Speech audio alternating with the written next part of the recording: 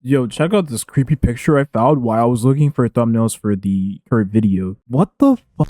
This is so creepy. I love it. Toshi here. Welcome to a new Honkai Star video. We'll be going over the 4-star Ice DPS Herda. So, kick it off with her ratings. She is a C in general, a C in bossing, and an A in farming. Now, before we do get into all of this, I will mention one thing. So I got the chance to play with Herda in the CBT3, and this was actually after she got nerfed. So apparently the character had a history of nerfs and balance changes in the last few CBTs. So CBT 1, 2, and then on to 3, she got a strong change. Now, I don't know how strong she was relative to how she is now, but all I can say is, well, the ratings kind of speak for themselves.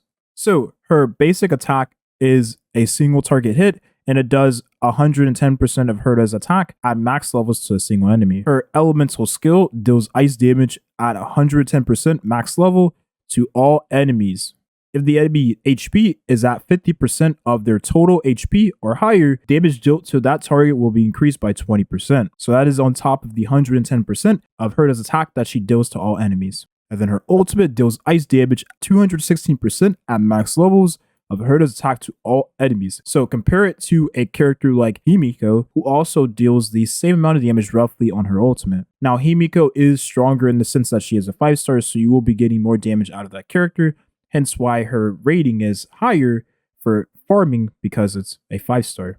Now, the cool thing about Herda is that whenever you or an ally attack causes enemy HP to fall to 50% of their HP or lower, Herda will come in and do her spin attack, kuru, and deal at max levels 43% of her attack to all enemies. If you actually do hit the enemy, or let's say you get 5 enemies at less than 50% of their HP or lower all at the same time, then Herda will go in and spin 5 times in a row. It's pretty insane, the damage that adds up to. So you'll be looking at a 43% times 5, 215% damage. It's insane. Before you start the battle, if you press Herda's elemental skill, then her attack will be increased by 40% for 3 turns when you start the next battle. So the important constellations to note for Herda, and the reason why I mention the constellations is because she is a 4-star character. You'll be getting her on banners, and you'll get 1 copy for free, which we'll get into in a second.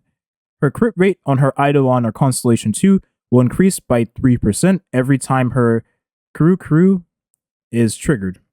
At Eidolon 6, after using Herda's ultimate, you'll get an attack increase by 25% for 1 turn.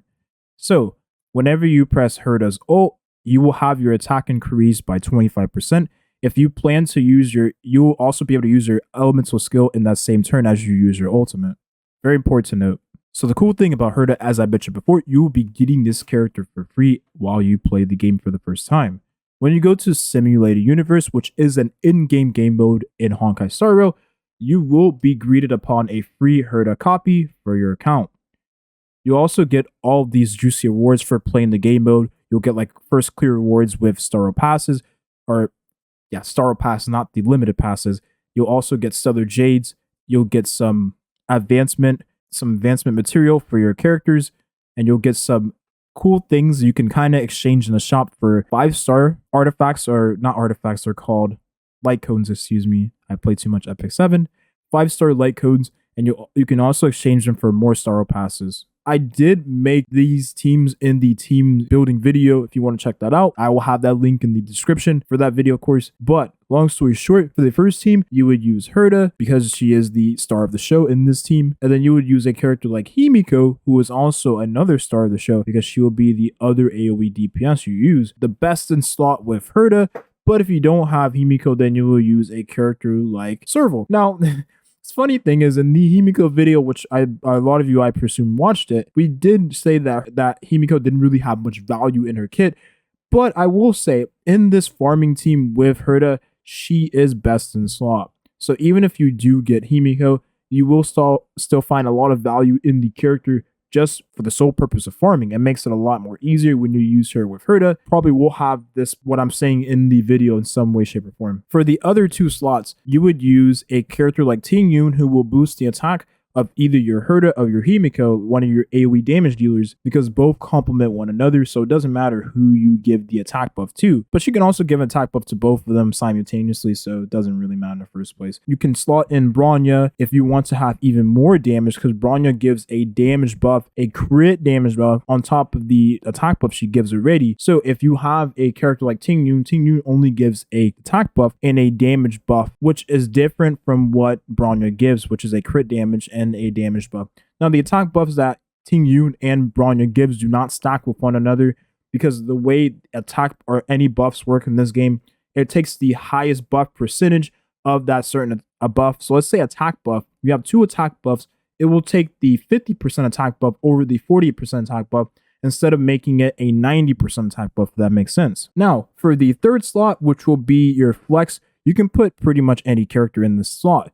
I would put a character like Asta because she boosts the speed of the whole team, which makes the AoE wave clearing much more easier for the team. Or you can put a character like Jeopard if you want a more safer run. Now let's talk for a little bit. So Herta is comparable to nothing at this point. She falls off in pretty much anything aside from farming in the game. When you use Herta, you most of the time will be using her with Himiko if you have Himiko 5-star fire AoE DPS. If you don't have Himiko, then you will be using her with Serval, who is a 4-star character you get for free. You also do get Serval's 4-star light cone if you do the event, which I forgot to do. I should do this after I finish the video. But anyways, the problem is with Herta, yeah, she falls off if you don't do anything that has to do with farming with the character. Serval, a 4-star lightning AoE DPS with dots in her kit, has more additional damage on top of the AoE damage she already does because she has dots. So you could take a character like Serval and put her into a team with Kafka and get more value out of that character than you would as a character like Herta. Because Herta doesn't offer any more damage aside from her kuru spin attack. That's pretty much all there is to it.